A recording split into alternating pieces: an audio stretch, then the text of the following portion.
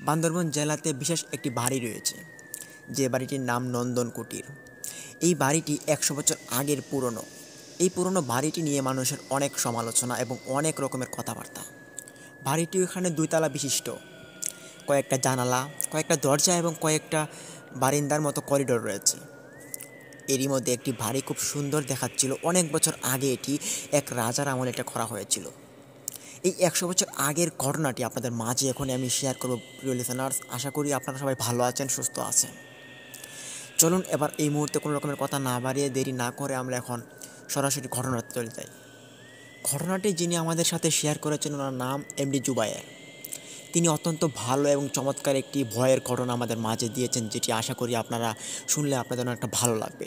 তাই ঘটনাটি কোনো রকম স্কিপ না করে পুরোটা শোনার চেষ্টা করুন। ঘটনাটির সময়কাল আজ থেকে বহু আগে, এটি ১২০ বছর আগের ঘটনা জুবায়ের ভাইয়ের মতে। এই ঘটনাটি যখন সূত্রপাত ঘটে তখন ওইখানে একটা বাদশাহী মতো একজন মানুষ ছিলেন, যিনি কিনা ওই এলাকাটিতে রাজত্ব করতেন। ওই এলাকার মধ্যে যত মানুষ বসবাস করতেন, ওই মানুষগুলোর খাবার দাবার, তারপর ওরা কি কাজকর্ম করত, এরপরে তাদের কোনো বিচার আচার হলে যে একটা আশ্রয়কেন্দ্র বা বিচারকের যে আশ্রয়টা ওইখানে দেওয়া হতো ওই নন্দনকুটির বাড়িতে।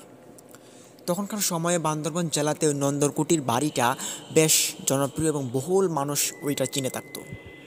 এটা এখন নাম পরিবর্তন হয়ে আরেকটি নামে পরিবর্তিত হয়েছে। তবে এই নন্দনকুটির বাড়িটির নাম এখন নন্দনকুটির বাড়ি। তবে এর পাশে যে একটা গ্রাম অবস্থিত হয়েছে এই নন্দনকুটির বাড়ির পাশ দিয়ে, তবে যেটা বলছি আমি, এই গ্রামটা যে ওই গ্রামটার নাম হচ্ছে নন্দনাপুর।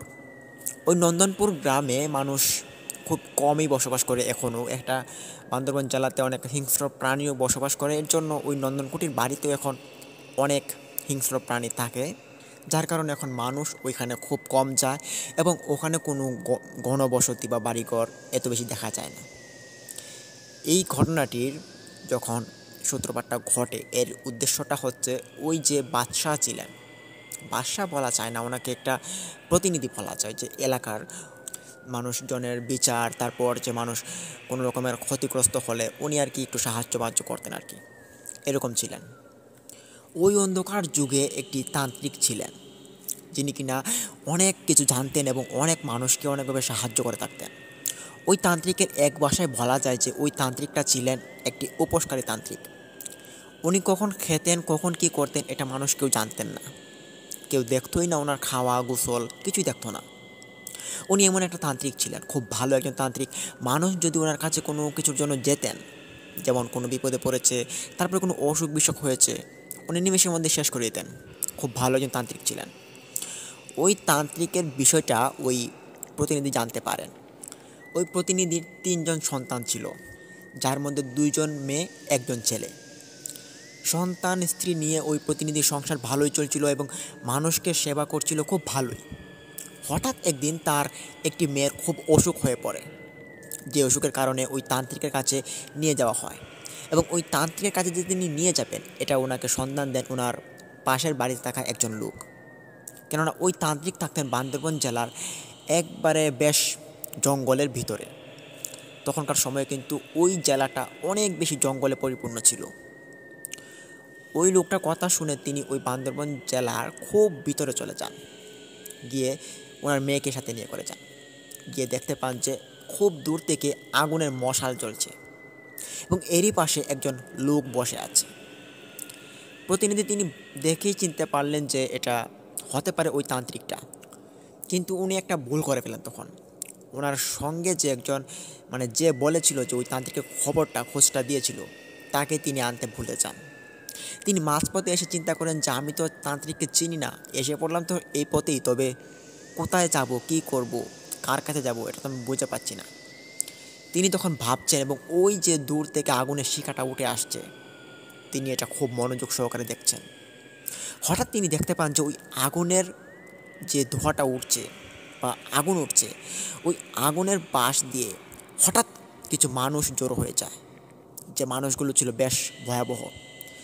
তিনি এটা দেখতে পারেন, দেখতে পেরে তিনি ওখানে আর সামনে এগিয়ে যান না, তিনি ওখানে দাঁড়িয়ে থাকেন। তিনি দেখছেন খুব মনোযোগ সহকারে যেগুলো কী করছে। তখন দেখতে পারে না, এই মানুষগুলো কোনো সাধারণ মানুষ না। এগুলো পরিহিত কালো কাপড় এবং তাদের চুলগুলো বেশ লম্বা লম্বা। চুলগুলো ছিল সাদা সাদা, খুব ভয়ঙ্কর দেখাচ্ছিল।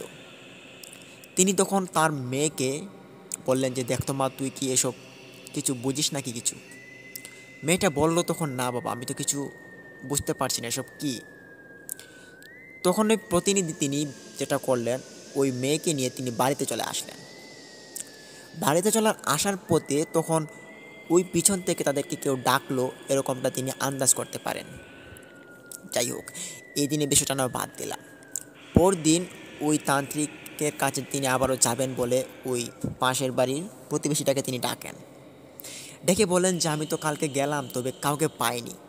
অদ্ভুত একটা জিনিস দেখতে পেলাম জঙ্গলের ভিতরে, এর জন্য আর এগোইনি, চলে এসেছি। আজকে আপনি আমাকে নিয়ে যান। প্রতিবেশী লোকটা বলে উঠলো যে, আচ্ছা ঠিক আছে, আপনি আমার সঙ্গে চলেন।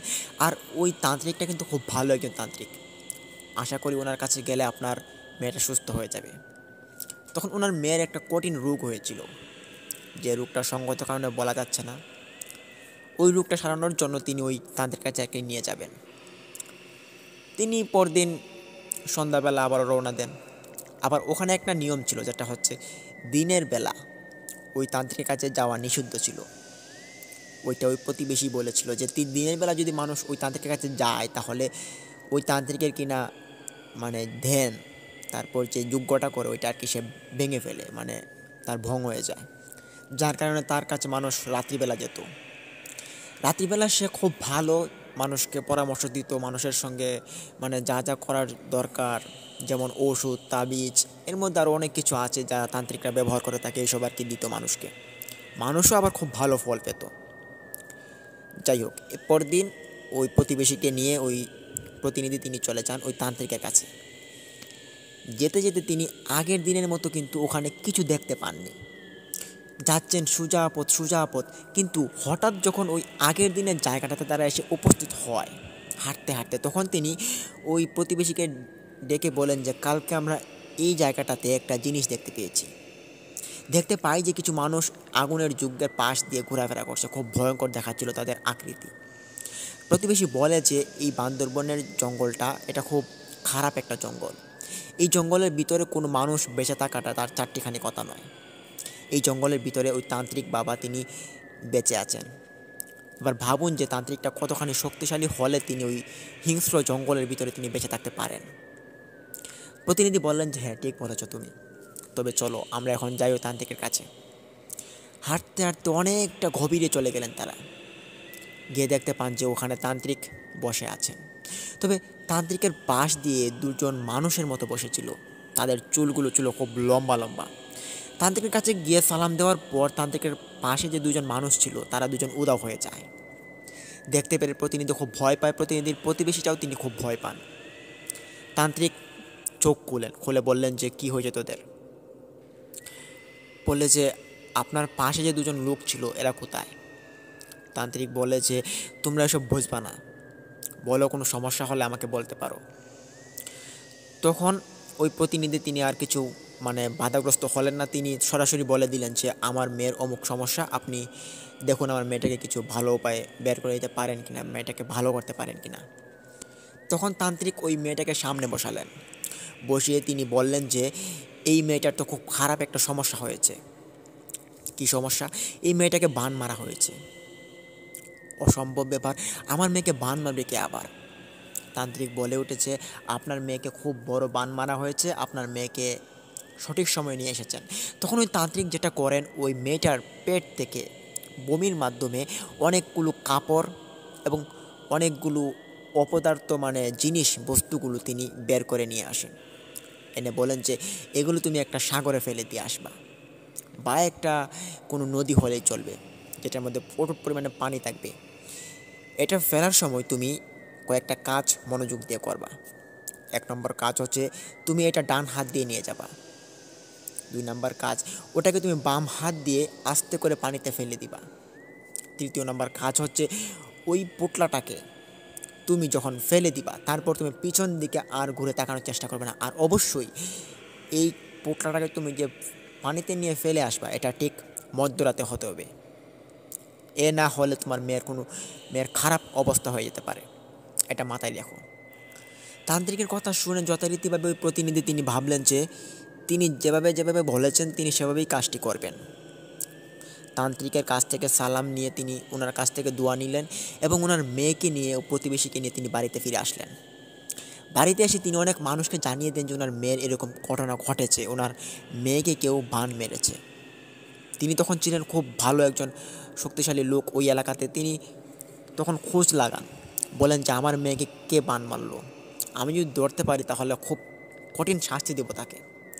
ওই দিন তিনি সারা এলাকাতে তিনি এই অ্যানাউন্স করেন যে বলেন আমার মেয়েকে কোনো মানুষ বা কোনো ব্যক্তি বান মেরেছে, যদি আমি তাকে ধরতে পারি তাহলে কিন্তু বা যে আমাকে ধরে দিতে পারবে তাকে অনেক বড় পুরস্কার দেওয়া হবে এবং যেই কাজটা করেছে তার খুব খারাপ অবস্থা হবে। এই কথাটা তিনি পুরো এলাকাতে অ্যানাউন্স করে দেন এবং সকল মানুষকে সতর্ক করে দেন। ওই দিন যখন রাত্রিবেলা মধ্যরাত ঘনিয়ে আসে, তিনি পুতলাটা হাতে করে নিয়ে যান। ওইখানে একটা বড় রকমের গাং ছিল, তিনি ওই গাঙে ভাসিয়ে দিয়ে আসবেন বলে ওনার সাথে করে কাউকে নিয়ে যেতে মানা ছিল। মধ্যরাত তিনি ওই মধ্যরাত্রিবেলা তিনি হাঁটা শুরু করলেন ওই পথের দিকে। তখন হাঁটতে হাঁটতে তিনি উপভোগ করতে পারেন যে ওনার সাথে খুব খারাপ ঘটনা ঘটতে চলেছে। হয়তো উনি বুঝতে পারেন যে ওনার পাশে যে বাতাসটা বইছে ওই বাতাসটা খুব আনকমন একটা বাতাস। ওই বাতাসটা কোনো দিন তিনি দেখেননি, মানে নিজ চোখে। বাতাসের কেমন ধরন এটা ঘুরে ঘুরে আসছে ওনার চোখের সামনে এবং এমনভাবে আসছে মনে হচ্ছে তাকে বাতাসে ভেসে নিয়ে যাবে।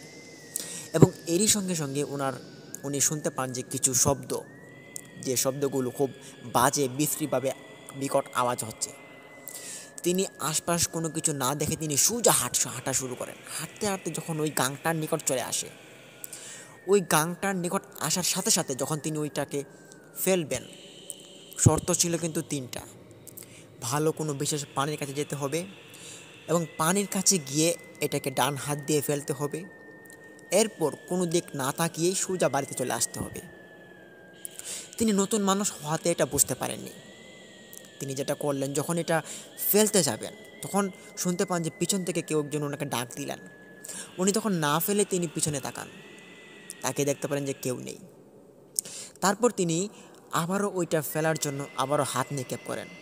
তখন তিনি লক্ষ্য করতে পারেন যে পানির নিচ থেকে কিছু একটা উঠে আসছে। তিনি তখন লাফ দিয়ে ওই পুতলাটা হাতে নিয়ে তিনি পিছনে চলে আসেন।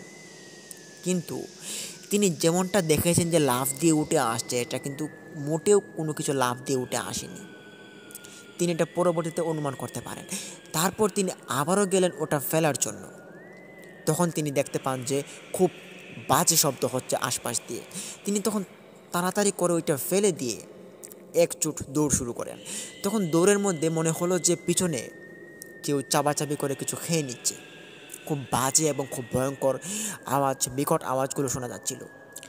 আওয়াজগুলো দেখার জন্য তিনি একটা ভুল করে ফেলেন, ওই তান্ত্রিকের কথাটা একটা অমান্য করে ফেলেন। তিনি ওই পিছন দিক থেকে ফিরে দেখতে পারেন যে ওখানে 4-5 জন পিশাচ মানুষ, যেটাকে গ্রাম ভাষায় পিশাচ বলা হয়, প্যারানর্মাল বিষয়টা আর কি, ওইটা ওখানে দানব আকৃতির হয়ে হাজির হয়েছে।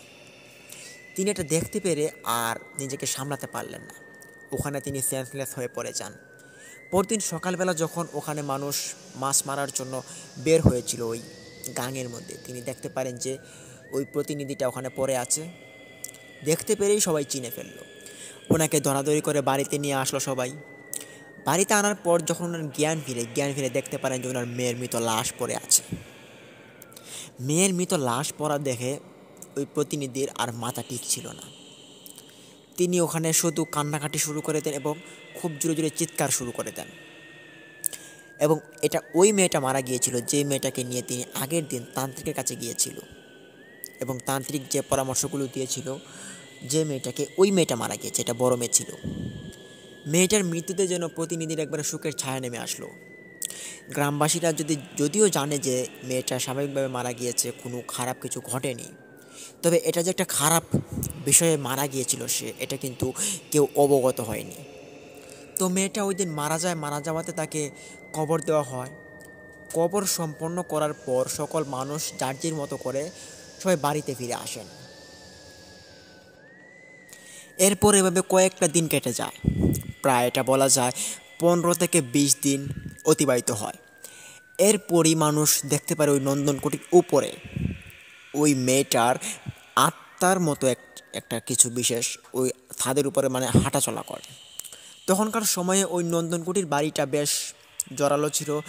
ওই নন্দনকুটির বাড়ির আশপাশ দিয়ে অনেক মানুষ হাঁটাচলাও করতো, যার কারণে অনেক মানুষের চোখে পড়তো ওই নন্দনকুটির বাড়ির উপরে ওই প্রতিনিধির মেয়ের আত্মা ঘুরে বেড়াচ্ছে।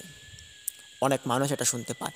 আবার ওই রাস্তা দিয়ে মানুষ যখন হাঁটাচলা করতো তখন মানুষ শুনতে পেত যে কিছু মানুষের কান্নার শব্দ, আওয়াজ, বিকট বাজে শব্দ।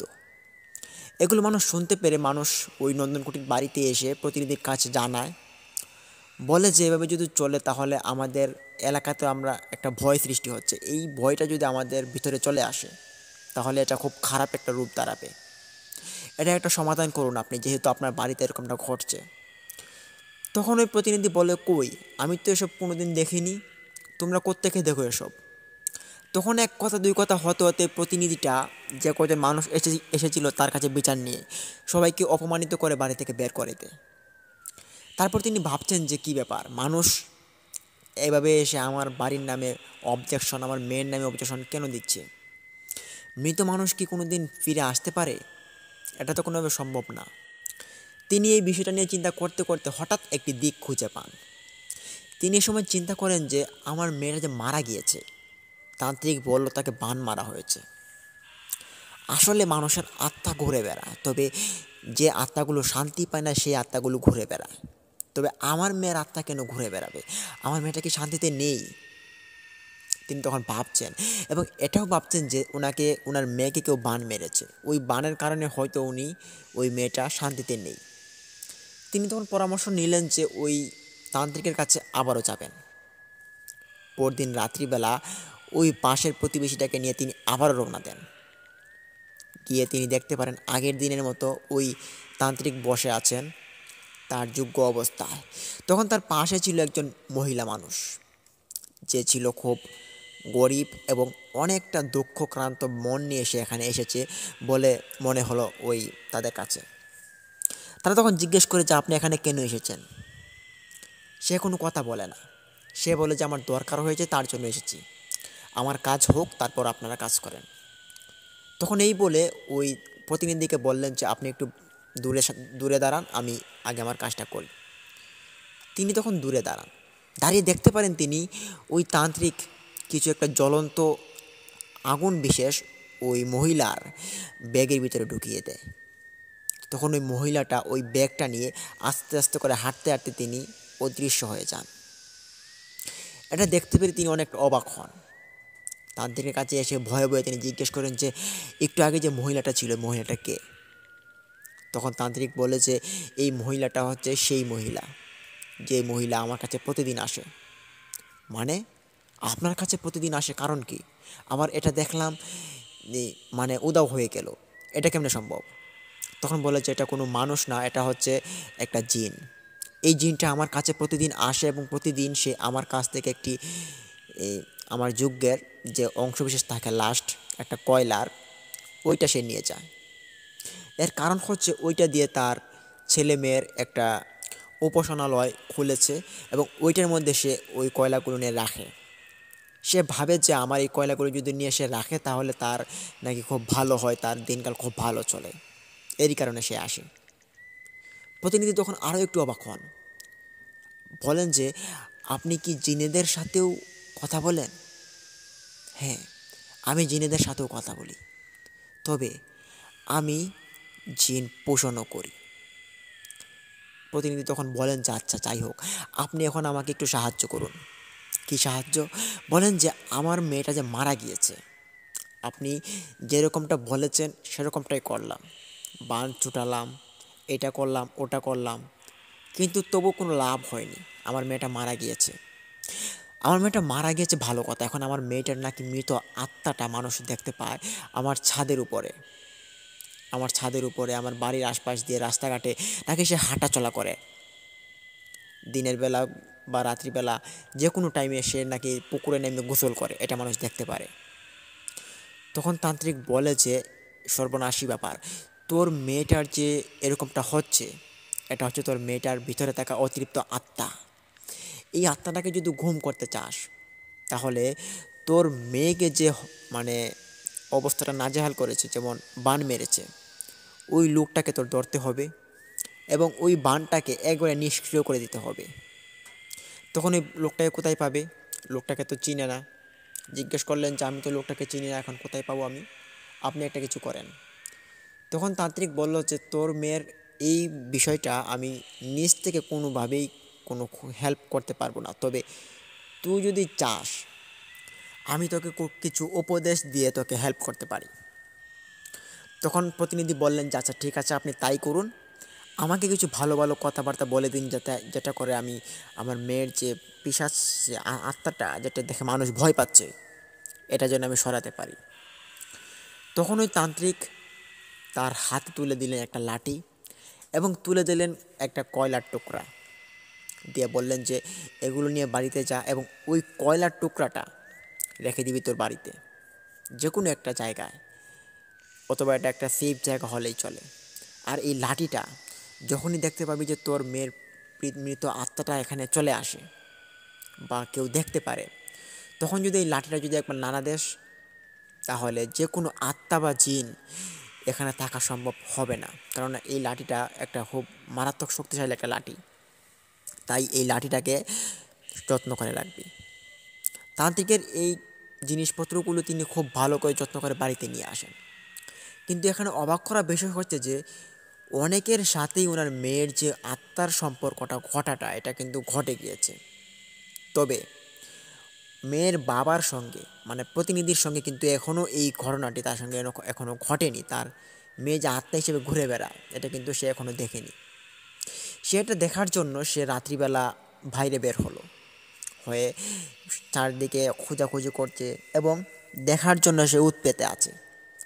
সে মনে মনে ভাবছে যে এটাকে আমার দেখতে হবে, এটা কি আসলেই কি আমার মেয়ে নাকি অন্য কিছু। তিনি এটা দেখার জন্য সারা রাত ওখানে পার করে দেবেন বলে রাত্রিবেলা সিদ্ধান্ত নেন। একটা চেয়ার নেন সাথে করে এবং ওই কুটির বাড়ির পাশে গিয়ে তিনি বসেন, যেখান থেকে বাড়ির ছাদ স্পষ্ট দেখা যায়। ওই দিন চাঁদের আলো উঠেছিল, বেশ পূর্ণিমার রাতের মতো ছিল। ওনার হাতে একটা লাঠি এবং ওই আগুনের কয়লাটা ঘরে তো রাখেন, আর হাতে একটা লাঠি নিয়ে ওই চেয়ারে বসে বসে তিনি মাথা ঘোরাচ্ছেন আর দেখছেন যে কোন দিক থেকে আসে কোনো পিশাচ বা কোনো আত্মা আসে কিনা। ওনার মেয়ের আত্মার কথা চিন্তা করতে করতে হঠাৎ করে ওনার ঘুম চলে আসে। চোখ লাগবে অবস্থা। এমনই অবস্থা তিনি দেখতে পারেন যে ছাদের উপর কেউ হাঁটাচলা করছে, বিশেষ ছায়ামূর্তির মতো হাঁটাচলা করছে। এটা দেখার সঙ্গে সঙ্গেই তিনি চেয়ার থেকে উঠে দাঁড়ালেন, চোখগুলো তিনি পরিষ্কার করে নিয়ে তিনি দেখছেন যে আবারও এই ছায়ামূর্তিটা হাঁটাচলা করছে। তবে এটার মুখ দেখা যাচ্ছে না, এটার চুলগুলো দেখা যাচ্ছে এবং শরীরের যে জামা কাপড়গুলো ওইটা দেখা যাচ্ছে। তিনি জামা কাপড়গুলো দেখতেই তিনি চিনতে পারলেন যে এটা ওনার মেয়ের জামা কাপড়, যেগুলো সে পরে থাকতো আগে অনেক সময়। এটা দেখে তিনি এখানে আর থাকার মতো অবস্থা ছিল না, তিনি দৌড় দিয়ে ঘরে চলে আসেন। ঘরে এসে ওনার স্ত্রীকে বললেন যে দেখো এসে আমার মেয়ে ছাদের মধ্যে হাঁটাচলা করছে। স্ত্রী আসলেন, আসার পর দেখতে পারেন যে না, কেউ নেই, কিছু নেই। তিনি তখন বললেন যে আপনি কি, আপনার মাথা নষ্ট হয়েছে নাকি, আপনার কি উল্টাপাল্টা দেখেছেন? যাই হোক, এটা বাদ দেন, আপনি বাড়িতে চলে আসেন। তখন ওনাকে নিয়ে ঘরে চলে আসেন। কিন্তু যেটা তিনি দেখেছেন এরপর থেকে কি ওনার ঘুম আসে? আর তিনি তখন সজাগ থাকেন সারা রাতটা পার করে দেন। পরের দিন আবারও সিদ্ধান্ত নেন যে ওই তান্ত্রিকের কাছে যাবেন। এভাবে পরদিন সন্ধ্যা ঘনিয়ে আসে। সন্ধ্যাবেলা তিনি ওই প্রতিবেশী বাড়িতে গেলেন, গিয়ে ডাকলেন যে আপনি আমার সঙ্গে আসুন, আমি আজকেও ওখানে যেতে চাই, মানে ওই তান্ত্রিকের কাছে। তিনিও তখন বরাবরের মতোই চলে আসলেন এবং বললেন যে আমি যাব। তবে ওই দিনের যে অনুপ্রেরণাটা, ওইটা কিন্তু ওনার জন্য একবারে ভুল ছিল। ওই দিনের যাওয়াটা ওনার জন্য কাল হয়ে দাঁড়ায়। উনি তখন ওই প্রতিনিধির সঙ্গে রওনা দিলেন, জঙ্গলের ভিতরে প্রবেশ করলেন। জঙ্গলের ভিতর প্রবেশ করার পর ওদের সঙ্গে এমন একটি ঘটনা ঘটে যায় যে ঘটনাটির প্রভাবে ওই প্রতিনিধির সঙ্গে থাকা প্রতিবেশীটা সে মারা যায়। প্রতিনিধির কাছ থেকে জানা যায় যে রাত্রিবেলা যখন তারা ওখানে গিয়েছিল তখন তারা দেখতে পারে যে ওখানে হিংস্র প্রাণী ভরে গিয়েছিল এবং এক একটা হিংস্র প্রাণীর চোখ ছিল লাল বর্ণের এবং ওই লাল বর্ণের প্রাণীগুলো উনি আগে কখনো দেখেনি। এই প্রাণীগুলোকে তিনি আগে একটা লুমও দেখেনি। লুমগুলো ছিল বেশ লম্বা লম্বা, অনেকটা বলা যায় যে এটি আনকমন একটি প্রাণী তিনি দেখেছেন। মানুষকে এরকমটা বলে, সব কিছু খুলে বলে, কিন্তু এর পরিবর্তে ওই প্রতিনিধির অনেকটা ক্ষতি হয়, যেটা হচ্ছে ওনার সঙ্গে যাওয়ার কারণেই কিন্তু ওই লোকটা মারা গিয়েছে। রহস্যজনক একটি মৃত্যুতে সে মারা যায়। তবে প্রতিনিধি কেমনে বাঁচল, এর কারণে তার অনেক জরিমানা করতে হয়েছে। এই যে ঘটনাটা, এই ঘটনার পরিপ্রেক্ষিতে এখানে আরও একটি নতুন ঘটনা সৃষ্টি হয়। ওই মেয়ে যখন রাত্রিবেলা হাঁটাচলা করতো, এটা তিনি আবারও দেখতে পান, প্রতিদিনই দেখতে পান। তখন এতটা বেড়ে গিয়েছিল যে ওই বাড়ির ভিতরে ওই মেয়েটা চলে আসতো, ঘরের ভিতরে এসে মানুষকে ভয় দেখাতো, তার পরিবারের মানুষকে ভয় দেখাতো, আশপাশের যে প্রতিবেশীরা ছিল তাদেরকে ভয় দেখাতো। খুব অদ্ভুত রকমের একটা বিষয় এখানে পরিলক্ষিত হচ্ছে। যেখানেই মানুষ যেতে চায় সেখানেই শুধু ভয় আর ভয়। মানুষ এটা দেখতে পেরে যেন কোনো মতেই শান্তিতে বসবাস করতে পারছেন না ওই এলাকাটিতে। তারপর লোকমুখে শোনা যায় যে এই নন্দনকুটির বাড়িটির মধ্যে আস্তে আস্তে করে যখন ওই প্রতিনিধিটা মারা যায়, মারা যাওয়ার পর তার যে বংশধররা ছিল, একটা ছেলে ছিল, ওই ছেলেরা ওই মেয়েটার আত্মার যে প্রভাবটা, ওইটার কারণে তারা এই বাড়ি ছেড়ে চলে যান। তারা অনেকটা দূরে চলে যান, মানুষের মুখে এটা তাদের নানু বাড়িতে তারা চলে যান, গিয়ে ওখানেই তারা সেটেল হয়ে পড়ে। পরবর্তীতে এই নন্দনকুটির বাড়িটি একটি ভয়াবহতার রূপ নেয়।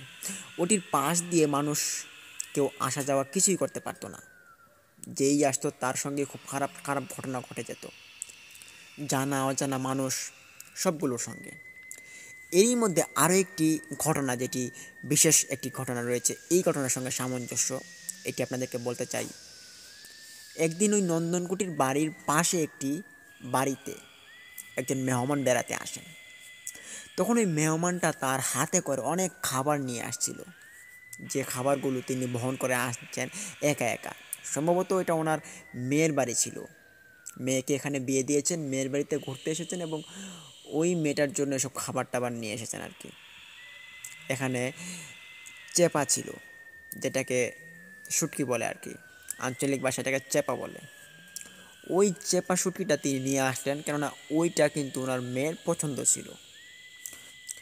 উনি যখন ওই নন্দনকুটির বাড়ির পাশ দিয়ে যাবেন, তখনই ওনার সঙ্গে এমন একটি ভয়াবহ ঘটনা ঘটে যার কারণে ওনার মৃত্যু ঘটে। ওই মৃত্যুর পর রাত্রিবেলা যখন মানুষজন এখান দিয়ে যাওয়া আসা করছিল, তখন দেখতে পাই যে এখানে একজন লোক পড়ে আছে। তখন খোঁজখবর নেওয়া হয় যে পাশের বাড়ির মেয়ের বাবা।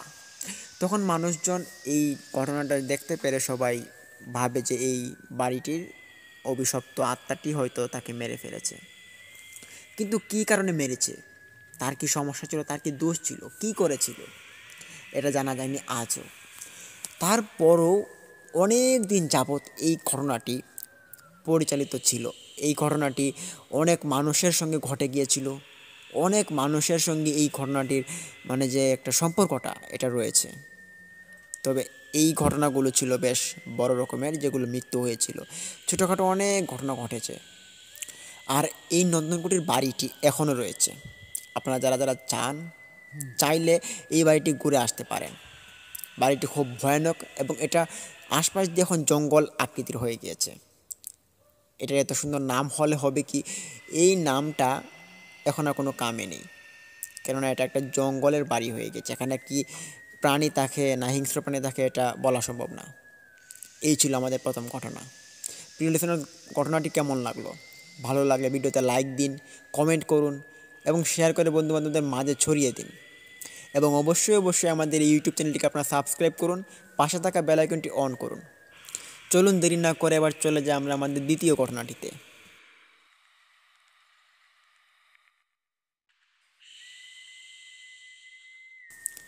আসসালামু আলাইকুম প্রিয় লিসেনার্স। এই মুহূর্তে আরও একটি ঘটনা আপনাদের মাঝে আমি উপস্থাপন করতে যাব। আশা করি এই ঘটনাটি আপনাদের মাঝে অনেক ভালো লাগবে, তাই এই ঘটনাটি আপনারা শোনার চেষ্টা করুন মনোযোগ সহকারে। আশা করি ঘটনাটি ভালো লাগবে। ঘটনাটি লিখেছেন হাবিব ভাই। যেভাবে লিখেছেন আমি ঠিক সেভাবে পড়ার চেষ্টা করছি। আমার নাম হাবিব। আমি পেশায় একজন ইট ভাঙার কাজ করি। ইট ভাঙার কাজ করেই আমার সংসার চালাই। আমার মালিকের যে একটা ইট ভাঙার গাড়ি ছিল, ওই গাড়িটাতে আমরা ইট ভাঙার কাজ করতাম প্রায় 5-6 জন। তবে আমরা 4 জনের একটা টিম ছিলাম, যারা কিনা প্রতিদিন থাকতাম।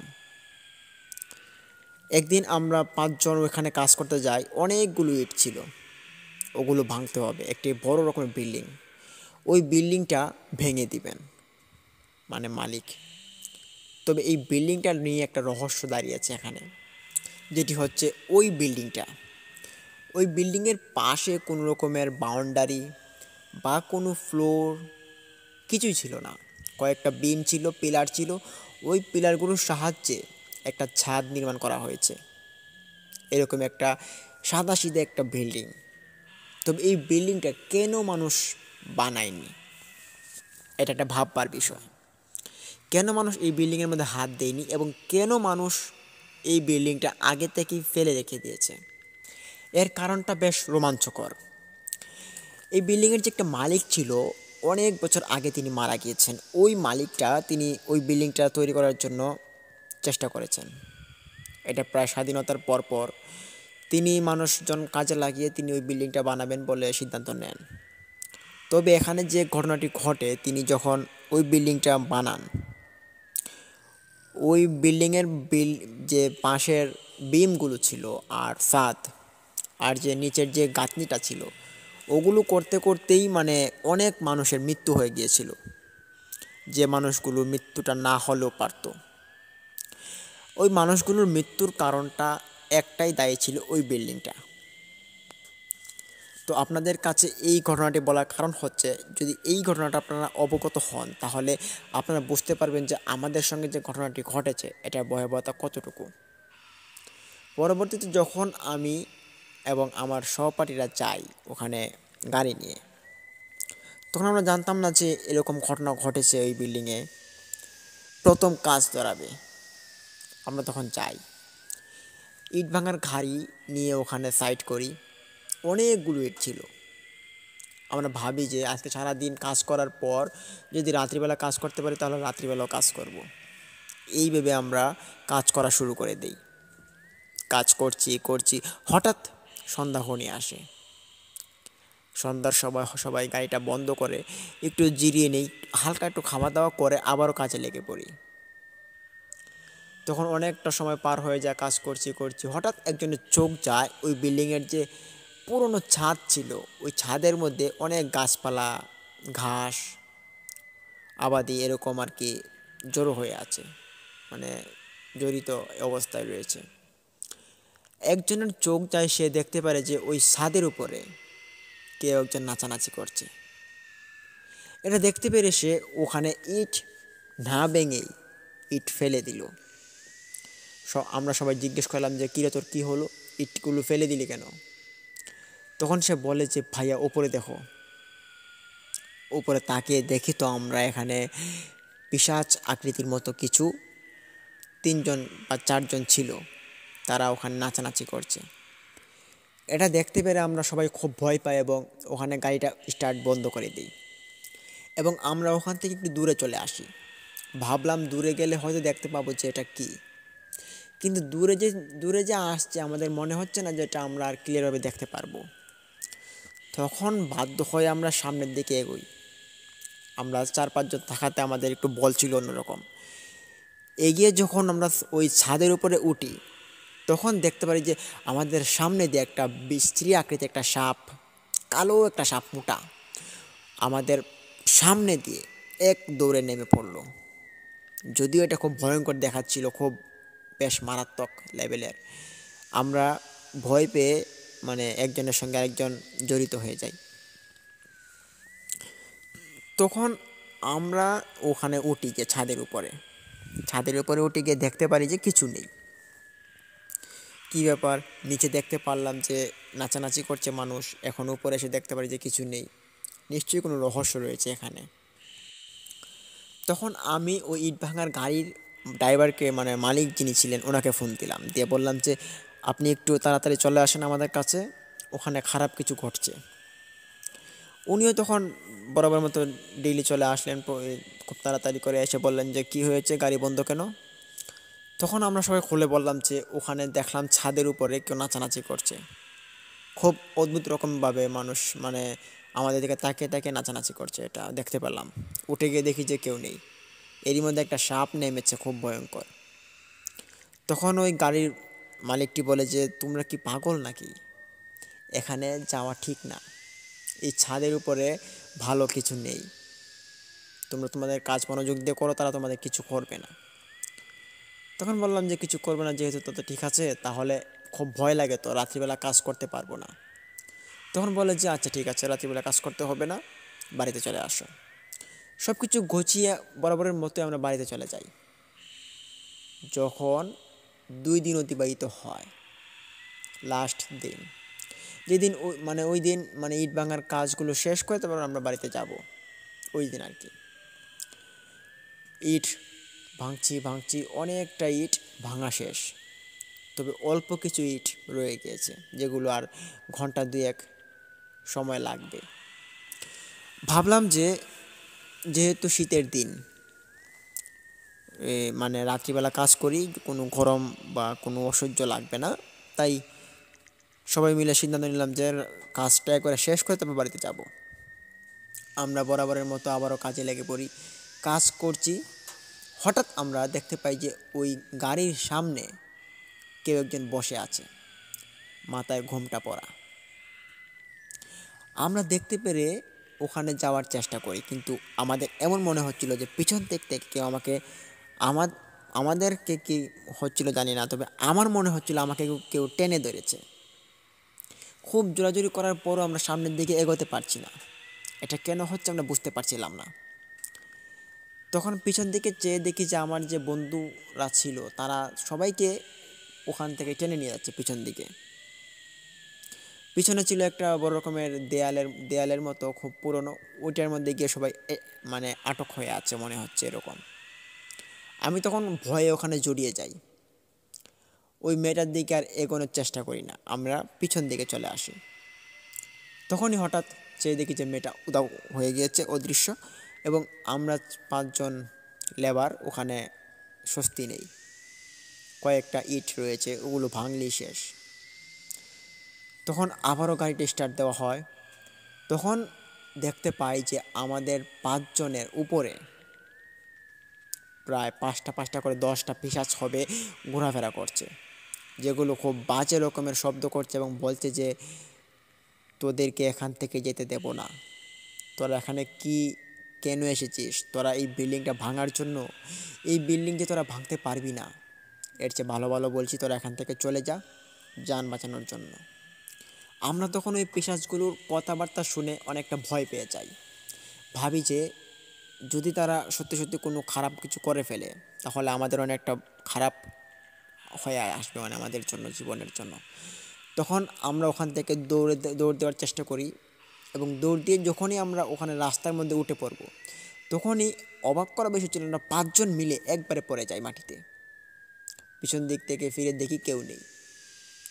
ভয়ের একটা হাঁপচানি পড়ছে আমাদের মধ্যে, সবার কলিজা ধরো ধরো করে কাঁপছে, কিন্তু কেউ কাউকে বলার মতো কোনো পজিশন নেই, কী বলবে কাকে, সবাই তো একই তালের মাঝি।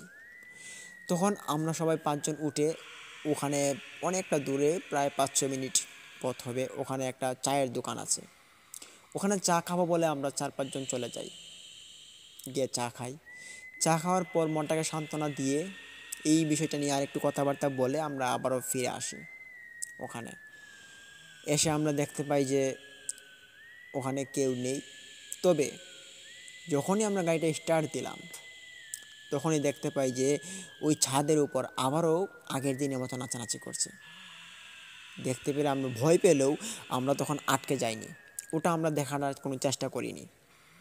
তখন হঠাৎই একটা মুরব্বী লোক তিনি পাশ দিয়ে যাচ্ছিলেন। মুরব্বীকে দেখতে পেরে আমি ডাক দিয়ে দাঁড়া করালাম, দিয়ে বললাম যে আঙ্কেল, আপনার সঙ্গে একটু কিছু কথা ছিল জরুরি। হ্যাঁ বলো, কী কথা?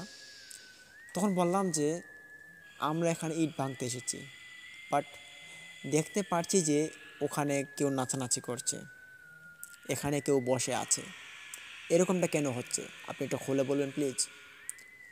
তখন বলে যে আপনার এরকমটা হওয়ার কারণটা খুব স্বাভাবিক, তবে এই রকমটা হলে আপনাকে যেটা যেটা করতে হবে, প্রথমত আপনার যে অবস্থানটা ওইটা আপনাদের ত্যাগ করতে হবে, এবং ওই জায়গাটা যে ভালো না এর অনেকটা প্রমাণ রয়েছে, যার কারণ আমি নিজেও, এই যে বিল্ডিংটা এটা আপনারা সাধারণত দেখছেন, কিন্তু এই বিল্ডিংটার মধ্যে অনেক রহস্য উন্মোচন হয়েছে।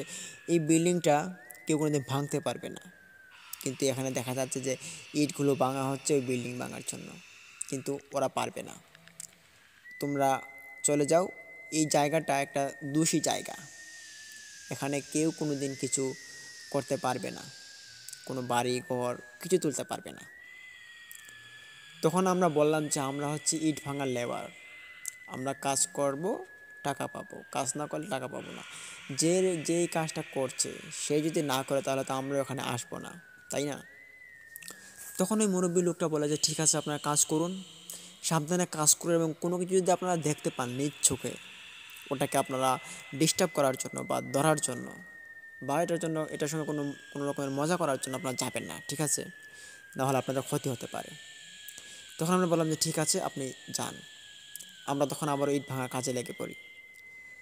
তখন আমরা শেষমেশ দেখতে পারি যে গাছের মধ্যে কয়েকটা গাছ ছিল, ওখানে নারকেল গাছ, সুপারি গাছ, ওই গাছগুলোর আগাতে কিছু একটা অংশ বিশেষ ছায়ামূর্তির মতো ভেসে আছে, মানে ওরা গাছের আগায় ঝুলে আছে, মনে হচ্ছে এটা কোনো নারিকেল ঝুলে আছে, নারিকেলের বাঁধা ঝুলে আছে, এটা এরকম আর কি, খুব ভয়ানক দেখাচ্ছিল। আমরা দেখতে পাই যে সব গাছের মধ্যে এরকম পিশাচ লটকে আছে। তবে এই বাউন্ডারি এত বড় একটা বাউন্ডারি, এর পাশে কোনো একটা ঘর নেই, আছে এটা বাইরে। তো বাউন্ডারির ভিতরে এত বড় একটা বাউন্ডারি, এটার ভিতরে কোনো ঘর নেই, যার কারণে আমাদের একটু ভয় লেগেছিল। আর এই বাড়িটার বিষয়টা আমরা যখন আরও তদন্ত করতে যাই, তখন জানতে পারি যে এটা অনেক আগে থেকেই এরকম পর্যায়ে আছে। এই বাড়িটার মধ্যে অনেক মানুষ মারাও গিয়েছে। এই বাড়িটার রহস্যময় একটা উন্মোচন করাটা মানে অনেক কিছু করা, কারণ এই বাড়ি থেকে যদি কেউ কোনো কিছু ধরে নিয়ে বাইরে গিয়ে সমালোচনা করে, তাহলে নাকি তার কোনো খারাপ ঘটনা বা খারাপ ক্ষতি হয়ে যায়। হ্যাঁ, এটা বলছিলাম আমি রাজশাহী জেলা থেকে। এই রাজশাহী জেলার মধ্যে এরকম একটা বাড়ি রয়েছে, যে বাড়িটা খুব ভিতরে একটা গ্রাম সাইডে পড়েছে। ওই বাড়িটার মধ্যে এরকম একটি ঘটনা ঘটে আর কি। তবে এটা মানুষজন যখন পূর্ণিমার রাত হয়ে যায় বেলা আর কি, চাঁদের আলো থাকে ফটফটা, ওই আলোতে এটা বেশি দেখা যায়, ওই আলোতে এটা ভেসে আসে এবং ওখানেই বেশি একটা দেখা যায়। আর আমরাও তখন দেখেছিলাম। তো এই বিষয়টা কিন্তু একটা দিক নির্দেশী একটা বিষয়, যেটা কিনা মানুষকে ভয় দেখাতে অনেকটা মানে উপযোগী। আর এই বিষয়টা আমরা দেখতে পারি তখনই, তারপরে আমরা বুঝতে পারি যে ভয় কতটা ভয় হতে পারে। তো প্রিয় লিসেনার্স, এই ছিল আমাদের দ্বিতীয় ঘটনা। এখন আমরা চলে যাব আমাদের তৃতীয় ঘটনাটিতে। তৃতীয় ঘটনাটি আপনাদের মাঝে একটি ভয়াবহতার রূপ নেবে। আশা করি এই ঘটনাটি আপনাদের মাঝে অনেকটা ভালো লাগবে। তাই তৃতীয় ঘটনাটি আপনারা মনোযোগ দিয়ে শুনুন। এবং এর আগে আরেকটি কথা আপনাদের মাঝে বলবো যে এই ঘটনাটি যদি আপনাদের ভালো লাগে তাহলে কমেন্ট করুন, শেয়ার করে বন্ধুবান্ধবদের মাঝে ছড়িয়ে দিন এবং চ্যানেলটিকে সাবস্ক্রাইব করুন। সাবস্ক্রাইব করে পাশে থাকা বেল আইকনটি অন করুন। আমরা 1,00,000 সাবস্ক্রাইবারের দিকে এগোচ্ছি। আশা করি আপনারা যদি আমাদেরকে সহযোগিতা করেন তাহলে আমরা অনেক এগিয়ে যাব আপনাদের দোয়ায়, আপনাদের ভালোবাসায়। আপনাদের মাঝে প্রতিদিন আমরা ভৌতিক সত্য ঘটনাগুলো উপস্থাপন করতে পারবো। তাই অবশ্যই আপনারা আমাদের সাহায্য করুন। আর আপনাদের মাঝেই আমরা থাকতে চাই, আপনাদের মাঝে ডেইলি আমরা ঘটনা দিব। তো এখন আমরা চলে যাচ্ছি আমাদের সেই তৃতীয় ঘটনাটিতে।